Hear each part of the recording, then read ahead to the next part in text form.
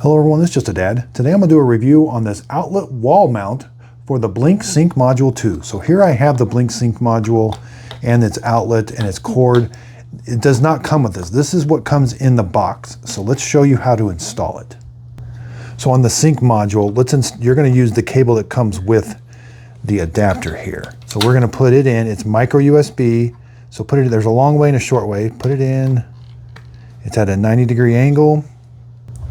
Now we are going to need the power adapter. You're going to snap it in right there. See how it fits in there like that? You still have room to put a thumb drive. Now there's two holes here. When we plug this in, there. And now I can plug this in, and now everything is held into place. I have power. You know, it's very, very secure. Very, very nice. I could go the other way too, if I needed room that way. But it's going to stick up above about 4 inches. The Sync module is about 2.5 inches.